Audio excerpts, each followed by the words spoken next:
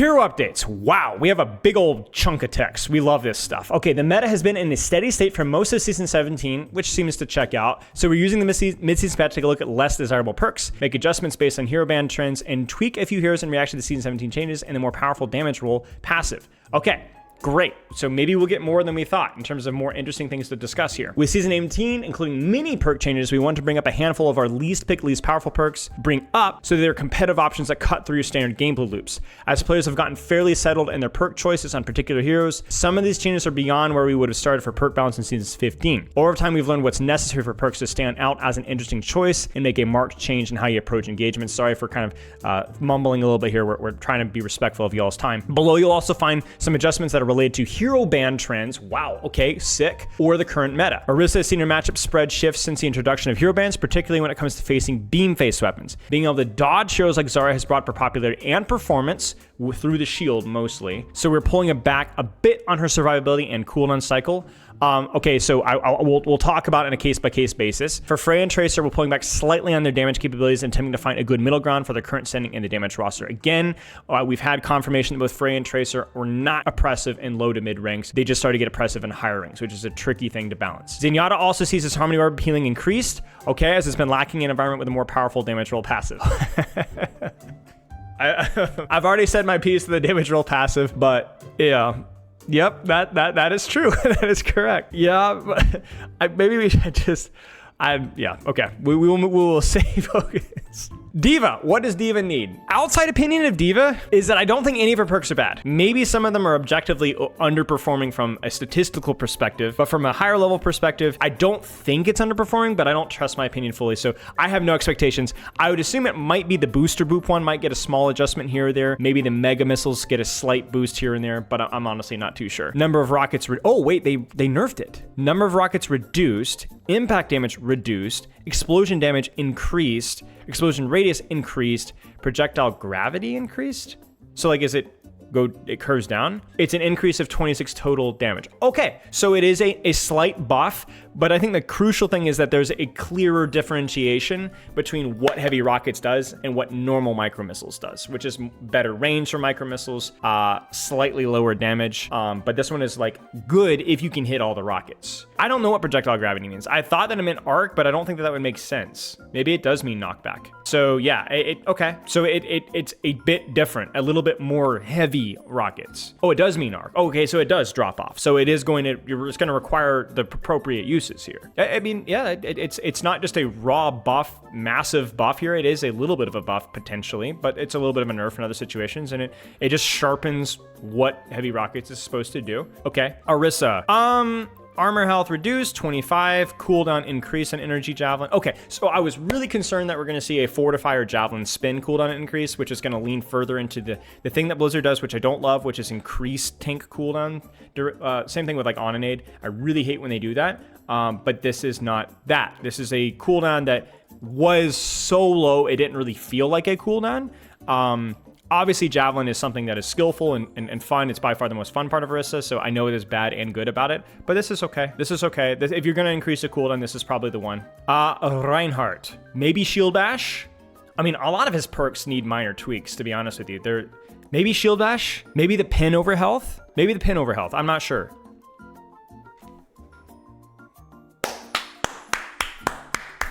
Nice. This really helps certain matchups for him, tank-wise. Nice. Good. Cool stuff. Cool stuff. Man, I want to try this now. Nice. We keep going. This is a must pick for Ryan, is it not? Potentially. Potentially. It depends. I don't know. We haven't really tested it a lot. Bash is pretty consistent in terms of value. It's 50 damage without you having to drop your shield, which is pretty nice. Okay.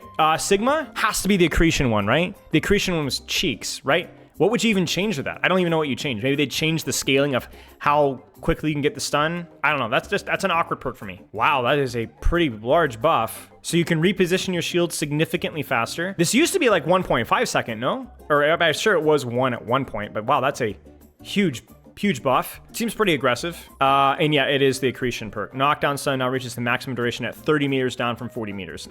The bad news, I still don't think this perk is good. It's like one of those perks that's either going to be like so close that it's like, I don't even know if they reduce it to 20 meters that I'd pick it, because the other one's so freaking good. But yeah, it's something you're going to want to experiment with a little bit. Winston has to be the deployable damage, right? That the other two for his majors are like consistently relatively competitive, but like it's just not enough deployable damage. Yeah. Wow.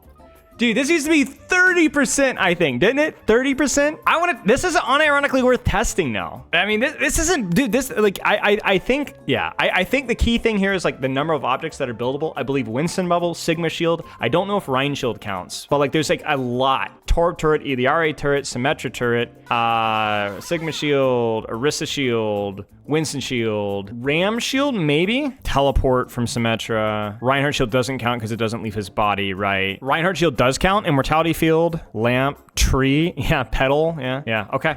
Interesting. Yeah, I mean, if I had like any criticisms here, it would be power creep, I guess, but like these are just not picked perks, and so it's not even really fair to call it power creep if these perks just weren't getting picked. So, because they're just gonna 100% pick the other ones, so not, it's like a neutral change, I guess. I don't, they nailed the right perks from, so I guess that means our gut opinion was correct, which is cool.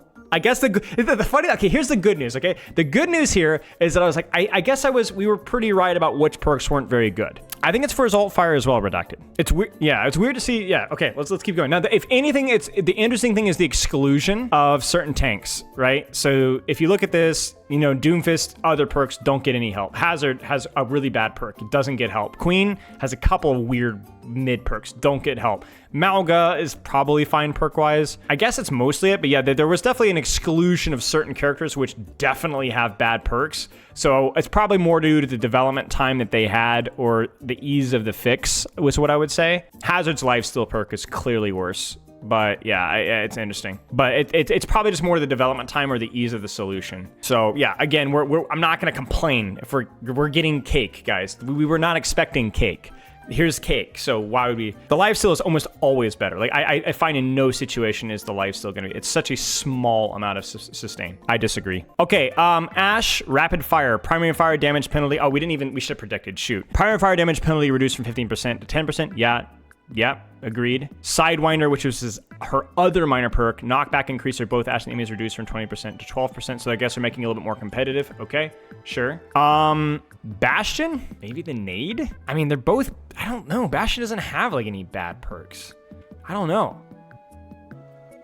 Oh, okay. His ult cost is reduced. Okay, I mean, I guess that's an indirect slight buff to that one minor perk, but sure. Freya has to be nerfed to her crit, right? They must nerf the crit, but I'm scared because I don't want them to buff the other perks. So the weird thing with Freya is that her perks that are never used aren't actually bad. They're actually really good. The problem is that the other two perks, especially that one minor perk, is insane. It's insane. You just can't beat it. So I hope that they don't buff the slow. You know what I'm saying? Oh, that's right. They said they were gonna nerf her damage. They didn't say anything about perks. Okay, primary fire damage reduced from 30 to 25. Okay, maximum ammo increase from 12 to 15. You know, I saw a suggestion about nerfing her max ammo with Freya, and they kind of went the opposite direction. So they said, we're gonna increase the max ammo, but we're gonna reduce the amount of damage that you do. I'm trying to think of how that would work gameplay loop-wise. Is it reward you to be more focused on your cycle with your dashes more? No one complains about the primary? I know a lot of people that complain about the primary, actually, a lot of people. Because what happens is Freya has a pretty somewhat valuable cycle in between her take game cycles. I understand that people are gonna complain about it no matter what happens here, but I'm open to seeing how this one plays out here. Maybe it feels intentional to try to slightly reduce the efficacy of what you're doing between your cycles. Hanzo. Gosh, I mean, where do we even start? The muscle memory throwing off with the attack speed for 1 second. The storm arrow perk that apparently isn't even really a buff at all. The freaking lunge perk, which is just basically foolishness, which rarely has any impact at all. I don't even know where to start with him. Base projectile size increased with Stormbow. This is just his primary fire, not his storm arrow. Ultimate cost reduced, damage per second increased. Wow, okay. Attack speed, duration increased from 1 to 2 seconds. Okay. Yamagami, cooldown speed increased from 250 to 300%. So you just get lunge instantly, basically. Yeah, I mean, these are pretty significant, guys. I mean, Hanzo's still not going to be great necessarily, but yeah. I mean, he sucks. Like, let's be honest, guys. Like, he sucks. Like, people are going to say, oh, but Hanzo's really good. No, he's not. He's not. You don't like playing versus a good Hanzo. You don't like playing versus a good anything, right? But he's bad. But this is a lot. This is a lot. Projectile size is really big. Damage per second. This is going to change breakpoints significantly. And this might even be worth tweaking around with a little bit more. So I don't like Hanzo. I think he's cheeks. He's just the worst. But yeah, this is pretty significant here. Could the good players just not exist? No, that's almost never the case. If good players don't exist, it's because good players don't think it's worth their time to play Hanzo. That's generally the rule. Not always the case, but usually. But yeah, Hanzo is still a bit of a train wreck. Storm Arrow is still one of the worst cooldowns in the entire game. But yeah, okay. He's just awkward. He just is awkward. And so I'm going to cry about this because I don't like Hanzo a lot. I don't think he's healthy for the game, but I don't think that it's unjustified in its way. So I'll give them a thumbs down, but not like, 2 thumbs down. I get it. Junkrat. Maybe the trap? I don't know. Yeah. Now what? Now prevents trapped enemies from being healed instead of revealing them through walls. Whoa! What? That's crazy. I mean, it's gonna be way more impactful, I think, for tanks, more so than anything else. So check your feet, my friends. Check your feet, Yeah, that's a sussy baka, like we say in the business. It's not like, let's be very clear, this is not like doomsday for tanks necessarily, but everybody freaking hates Trap. Trap, coincidentally, we're just talking about Storm Arrow. Trap is also one of the worst cooldowns in the game, in my opinion. And so I don't know, like it's not a priority for the team, I think right now, but man, Trap needs to go. Trap needs to go. It's either useless or stupid. Oh my gosh. All right, well, TikTok, yeah, this is the weaker one. Concussion mine arming time reduced from 0.5 to 0.25 seconds. Okay. Could this possibly make Junkrat playable in high level play? No. No. This is the exact opposite of the type of buff that would make Junkrat playable at high level play. This is the type of Junkrat buff that's going to make Junkrat more playable in gold. Okay, you understand what I'm saying? Junkrat is now even more playable in gold, but this is not going to make him playable in pro play. This is just going to make anybody that doesn't check their feet consistently, raising my hand here, die a lot faster. Yeah, so no, this is not going to make Junkrat good in higher level play. Reaper, it has to be the Soul Orb. It has to be, right? Like, they'll probably buff it to something stupid, but he still won't get picked. You know what I'm saying? Oh, ultimate cost increase. Well, okay. Well, no. Anticlimactic, but okay. Tracer, I mean, did they just nerf it back to 5.5 or 5.75 or 5.95? Oh, they increased the spread. Yeah, sure. Just means your effective range is a little bit more compressed. Okay. I don't know what this looks like specifically in game, but sure. Widowmaker. I mean, her major perks are great. Minor perks are not great. Ultimate cost decreased. Okay, sure. Yeah, I mean, again, if I don't even want to pull up the Overwatch hero roster and be like, man, there's all these DPS heroes that they forgot to tweak, because I think this feels like, unless I'm clinically insane, which again, don't answer that. It feels like more like these are just the things that we can change easily perk-wise in the short run and just see how it happens. But yeah, I don't know. I like a lot of these changes with the exception of like the Junkrat. I just don't like a lot of these heroes. That's always my problem, right? And the problem is that stuff like this, it doesn't like make him a healthier character either. It's like, it's not like we're just trying perks around, but Junkrat's still freaking Junkrat and Hanzo's still freaking Hanzo. You know what I'm saying? I have like this this pie in the sky idealist, not amateur. What am I looking for? Naive. Yeah, idea of like, oh, they're gonna buff Hanzo in a way that makes him maybe thoughtful, maybe for a long-term vision, and it very rarely happens. Not that it never happens, but oh well. It's all right. It's all right. It's all right. It's just, it is what it is. So nothing. It's more for season 18, but in the meantime, man, so many things. Juno. Man, Juno's perks are good. I don't think any of Juno's perks are bad. Sorry for yawning. Is this gonna be a base kit change? Oh, they did it! Wow! They gave her fall off back. I like this change. This is really good. I hated that they nerfed her fall off so hard. So this is good. I like this. Movement acceleration and air reduce when changing directions after the initial movement burst. You know what this is, right? Let's take a chill pill here. I hope that this was a minor nerf, because I'm gonna be real with you guys. Yes, she's hard to hit, but also that's the whole point of Juno, is that you don't have like a defensive cooldown. Everything is your movement, right? So this feels sussy. I need to stop saying that. It should be very subtle. Like, it should be a very subtle thing. Like if they were to slightly fatten up Kiriko a little bit or something like that, like, one small step at a time. Why am I in 240 latency?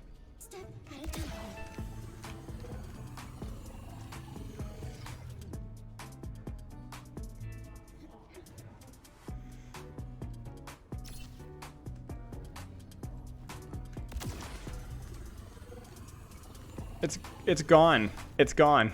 Okay, we'll have to wait and see. I mean, like, this may not be the end of the world, you know? Maybe wow, that is, that's pretty significant. So you just can't strafe at all. They really sledgehammered that, didn't they?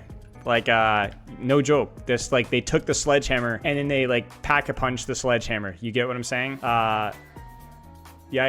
I like the fall-off change. But, and I don't even mind the concept of this because I think it was corny how fast you could 80-80-80 strafe. It was like too strong for too little effort. But this is a sledgehammer solution. Yeah, I don't mind it. This is just extremely aggressive. Not a fan. Lucio. Oh, I think all Lucio's perks are good. I think they're all fine. Oh.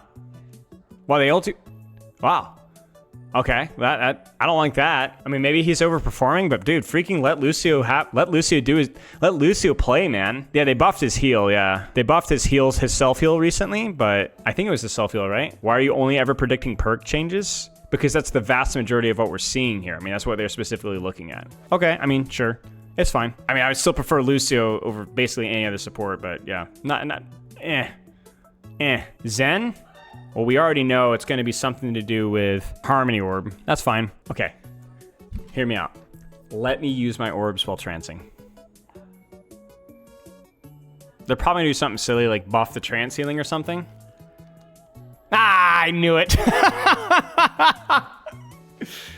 Yeah. I mean, yeah.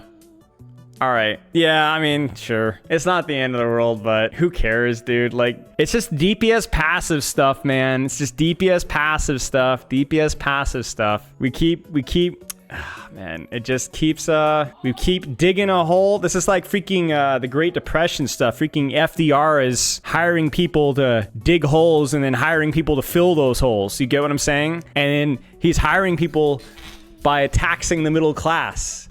You get what I'm saying? Like, we're getting real tinfoil hatted over here. You know? Root cause. Let's keep going here. Okay, sure, fine. Again, we're not looking at what they didn't do because we don't really care. These are all fine. I will give this patch a B-.